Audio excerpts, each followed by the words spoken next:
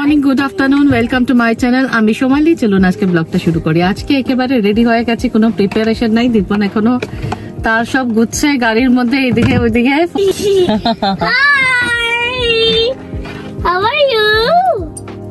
বলবেন আপনারা কেমন আছেন। আমরা এখন যাচ্ছি কয়েটি হিলস বলে একটা হিলস আছে। রেডি? অলমোস্ট চলুন। খুব গরমও পড়ে গেছে, অনেকটা রোদ আজকে, তবে অনেকদিন পরেই রোদটা উঠেছে। রোদটা যখনই উঠেছে, আমি বললাম না একদিন যে এখানে রোদ উঠলে কিন্তু ভীষণ গরম স্টার্ট হয়ে যায়, তো এই রোদ উঠেছে, এখন গরমই লাগছে। চলুন, ভালোই হয়েছে, অনেকদিন পরে সোয়েটার টটার পরিনি, বেশ ভালোই লাগছে। চলুন, দেখা হচ্ছে কয়েটি হিলস এর ডাইরেক্ট। পার্কটা থেকে আমার বাড়ির দূরত্ব 15 মিনিটের, তাই জন্য এতদিন এত ইগনোর করেছি, কিছুতেই যাইনি। মনে হচ্ছে এত কাছে, একটু দূরে যাই। আমরা এই জাস্ট এসে পৌঁছেছি। জায়গাটা একেবারে ছবির মতন চকচকে তকতকে, ভীষণ সুন্দর। আজকে ওয়েদারটা ভীষণ সুন্দর। বাকিরা এখনো গাড়িতে বসেই আছে।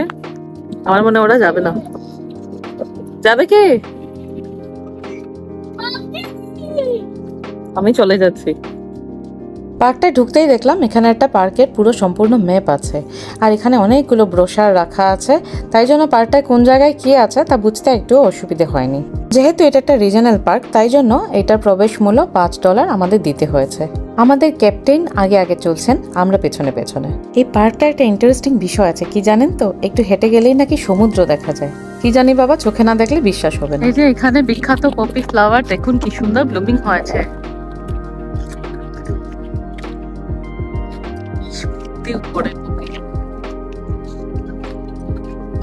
কি ভালো লাগছে দেখে।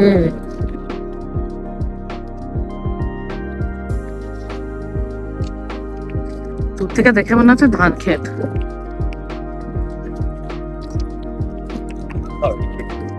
জায়গাটা জাস্ট দেখুন, স্বর্গ তো এখানেই মনে হচ্ছে। ইস, কি সুন্দর,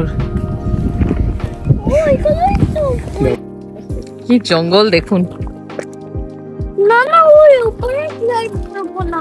just be careful Chica.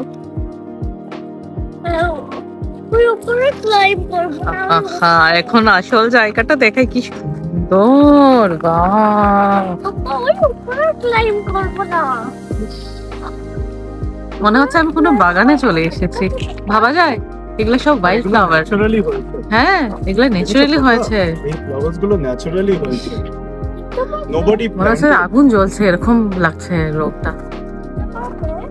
কি সুন্দর, কি বলবো, স্বর্গ কি এর থেকেও সুন্দর হয়?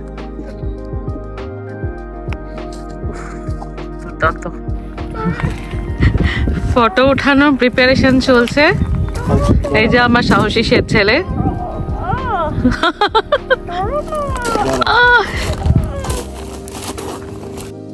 খাতার পাতায় বাঁধা থাকে স্মৃতিগুলো, তাই জন্য প্রত্যেকটা মোমেন্ট মিস করতে চাইছিলাম না। যেখানেই দাঁড়াচ্ছিলাম ছবি উঠে যাচ্ছিলাম।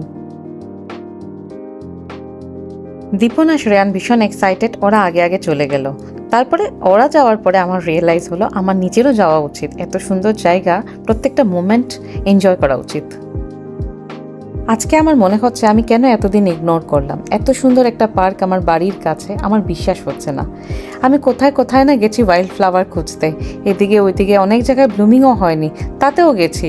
আজকে আমার ঘরের সামনে এত সুন্দর পার্কে এত সুন্দর ওয়াইল্ড ফ্লাওয়ার ব্লুমিং হয়েছে যে আমার বিশ্বাস হচ্ছে না আমি আগে কেন আসিনি। চারপাশটা এত সুন্দর, এত সবুজ, আর পাখির মিষ্টির ডাক ভীষণ ভালো লাগছে।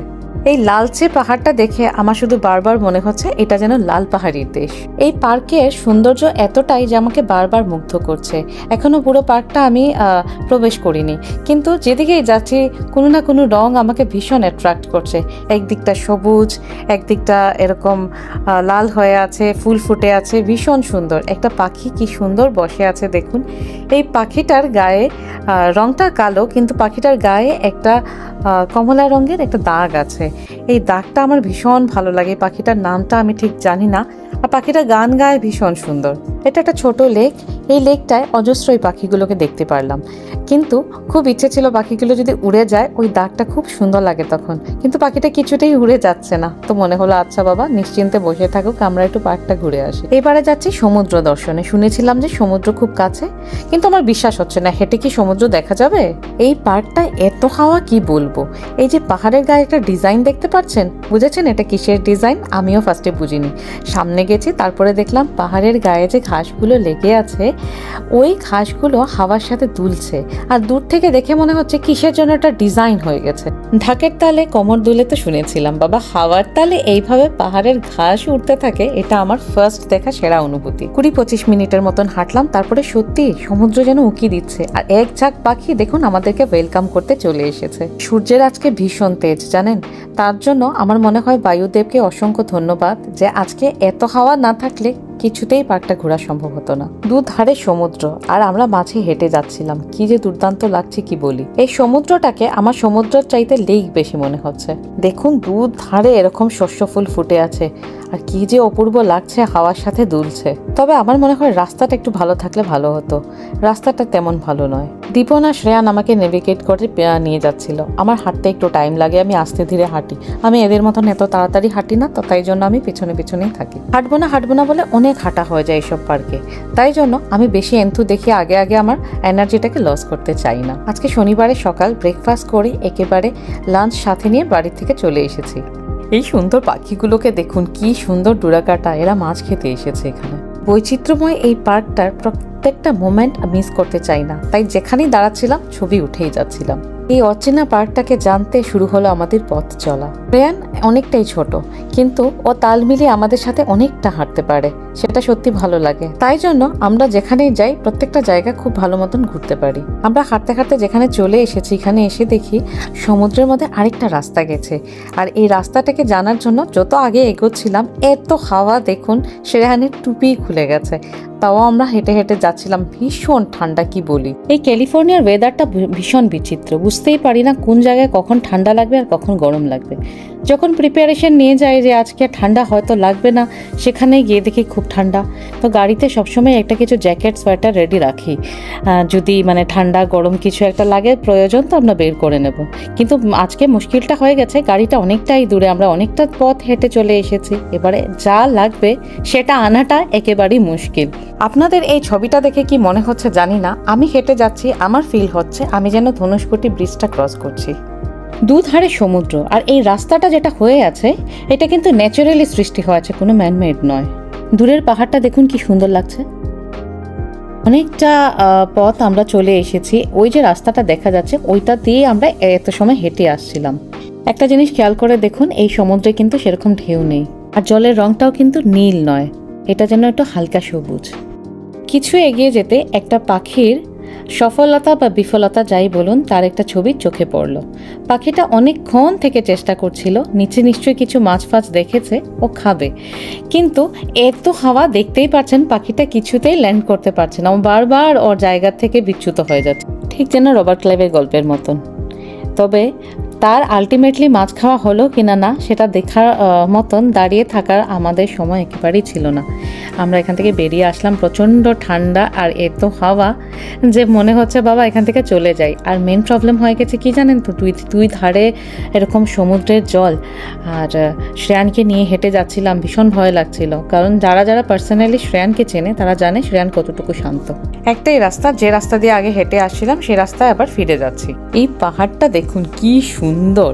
এখানে এসে ছোটবেলায় একটা স্মৃতি মনে পড়ে গেল। আমার মামার বাড়িতে ঠিক এরকম একটা পাহাড় ছিল, যেটাকে আমরা গোলটেলা বলতাম, আর আমরা যখন সব ভাই বোনরা একত্রিত হতাম আমরা ওই পাহাড়টায় গিয়ে পিকনিক করতাম। ছোটবেলার স্মৃতিটাকে তাজা করতে আমরা ওই পাহাড়টায় চড়া স্টার্ট করলাম। কি ভালো লাগছিল শ্রেয়ানকে, ঠিক এই কথাটাই গল্প করে করে উঠছিলাম। আরে বাস, আর কি লাগে বস বলুন। এইখানে এসে পুরো মনে হচ্ছে প্লেনটা যেন ল্যান্ড করছে।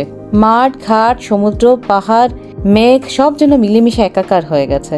বসন্তের অবসান ঘটছে, তাই জন্য দেখুন এই যে ঘাসগুলো আগে একেবারে সবুজ বর্ণের ছিল, এখন ঘাসগুলো সব গোল্ডেন কালার হয়ে যাচ্ছে। এখন আমরা একেবারে পাহাড়ের চূড়ায় পৌঁছে গেছি, কি ভালো লাগছে দেখুন। এবারে স্নাইবা চড়ি তো কি হয়েছে, কোনো না কোনো পাহাড় তো নিশ্চয়ই চড়লাম।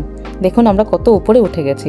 পাহাড়ের গায়ে কি সুন্দর বনফুল ফুটে আছে, এইটাও পপি ফ্লাওয়ার, ভীষণ ভালো লাগছে। তো এখানে দাঁড়িয়ে আমরা অনেকগুলো ফটোশ্যুট করলাম। আজকে ভাগ্যিস আমরা সবাই ট্রেকিং শু পরে এসেছিলাম, আদারওয়াইজ এই সমস্ত পাহাড়ে উঠতে গেলে ট্রেকিং শু ছাড়া কখনোই সম্ভব না ওঠা। অনেকক্ষণ পাহাড়ে কাটিয়ে এবারে নিচে নেমে আসছিলাম। যখন নিচে নেমে আসছিলাম তখন এক্স্যাক্টলি ওই জায়গাগুলোর ভিডিও আমি করতে পারিনি, ভীষণ ভয় লাগছিল, একেবারে খাড়াই পাহাড়। যাই হোক, এবারে নিচে নেমে আসছি। আমরা কিন্তু অনেকক্ষণ থেকে ঘোরাঘুরি করছি আর লাঞ্চও করিনি, চলুন লাঞ্চটাও করতে হবে। পাহাড় থেকে নামার সমস্ত ক্লান্তি দূর হয়ে গেল এই টার্কিটাকে দেখে। এই টার্কিটা বনের মধ্যে ঘুরে বেড়াচ্ছিল, এরা মনের আনন্দে ঘুরে বেড়ায়, এদেরকে কেউ ডিস্টার্বও করে না। পার্কটা বিশাল বড়, অনেকগুলো ট্রেল ছিল, তবে আমরা যে ট্রেলগুলো নিয়েছি তা ভিডিও শ্যুট করলাম। চলুন এবার লাঞ্চটা করে নিই। গাড়িটা যেখানে পার্ক করেছি ওইখানে পার্কগুলোর মতন করা, ওইখানে বসে আমরা লাঞ্চ সারছিলাম। এখানে যে পার্কগুলোতে আমরা ঘুরেছি মোটামুটি সবগুলো পার্কেই এরকম বসে খাওয়ার ব্যবস্থা খুব ভালো, তাই জন্য খাবার নিয়ে যাই কোনো প্রবলেম হয় না। তবে এখানে কি জানেন তো, খাবার নিয়ে যেতে হয়, আশেপাশে কোনো ভালো রেস্টুরেন্ট বা কোনো খাবার ব্যবস্থা সেরকম নেই। শ্রেয়ান আমাকে ডিম ছোলাতে একটু হেল্প করছে, আমরা ডিম সিদ্ধ এনেছিলাম, ক্রসেন্ট এনেছিলাম, আর এই যে দেখতে পাচ্ছেন একটু মেয়োনিজ এনেছি। আমরা যেখানে লাঞ্চ করছি সেখানে পেছন দিকে তাকিয়ে দেখি জঙ্গলি খরগোশ ঘুরে বেড়াচ্ছে, এত আনন্দ লাগলো, সাথে সাথে ভিডিও করলাম। দেখুন এই খরগোশগুলো কিন্তু নর্মাল খরগোশ থেকে একটু ডিফারেন্ট, এর কানগুলো একটু বড় বড় হয়। এই পার্কটিতে বারোইং আউলস দেখতে পাওয়া যায়। বারোইং আউলস অন্যান্য আউলসের থেকে একটু ভিন্ন, এরা দিনে সক্রিয় এবং মাটির তলায় বাসা করে। যদিও আমরা পার্কে বারোইং আউলস দেখতে পাইনি, তবে এদের বাসা চিহ্নিত করতে পেরেছি। এই ফটোটি রেফারেন্স হিসেবে দিলাম যাতে আপনারাও বুঝতে পারেন বারোইং আউলস কেমন দেখতে হয়। এখন ঘড়িতে 4:30 বাজে, আমরা ভীষণ টায়ার্ড, আর কোনো জায়গায় যাচ্ছি না, একেবারে বাড়ি চলে যাচ্ছি। চলুন আজকের জন্য ভিডিওটা এখানে শেষ করছি। আমার এই ভিডিওটা আপনাদের কেমন লাগলো অবশ্যই কমেন্ট করে জানাবেন, আপনাদের প্রত্যেকটা কমেন্ট আমার কাছে ভীষণ ইম্পর্ট্যান্ট।